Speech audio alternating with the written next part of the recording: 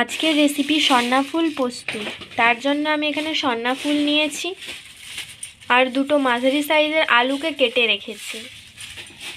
তাহলে চলুন আমি কিভাবে রান্নাটা করছি দেখে নিই।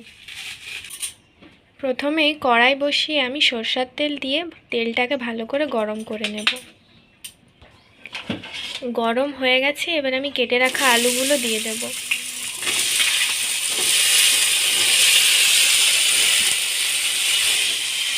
এবার আলুগুলোকে ভালো করে ভেজে নিতে হবে। ভাজা হয়ে গেছে, এবার আমি ওর মধ্যে সন্না ফুলগুলো দিয়ে দেব।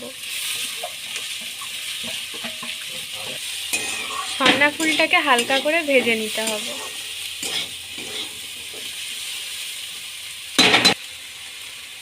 হালকা করে ভাজা হয়ে গেছে, এবার ওর মধ্যে আমি পরিমাণ মতো নুন, সামান্য পরিমাণে হলুদ গুঁড়ো, একটি কাঁচা লঙ্কা, আপনারা কাঁচা লঙ্কার পরিবর্তে লঙ্কা গুঁড়োও দিতে পারেন, আর আমি আগে থেকেই পোস্ত বেটে রেখেছিলাম। এবার আমি ওটা দিয়ে দেব। টমেটো কুচি দিয়ে ভালো করে নেড়ে নেব।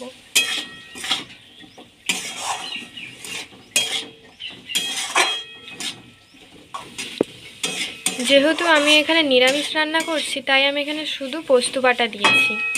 আপনারা যদি আঁশ খেতে চান তাহলে পোস্ত বাটার সঙ্গে পেঁয়াজ বাটাও দিতে পারেন।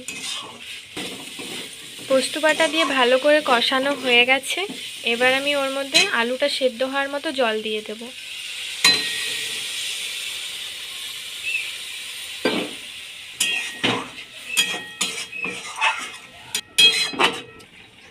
অল্প একটু সরষের তেল ছড়িয়ে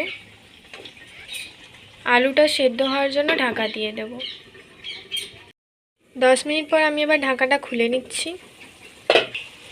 আলুটা সেদ্ধ হয়ে গেছে নাকি কেটে দেখব। আমার আলু সেদ্ধ হয়ে গেছে।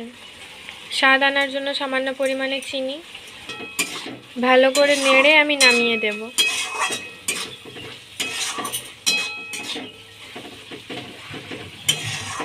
নামানো হয়ে গেছে, আমার সজনে ফুল পোস্ত তৈরি।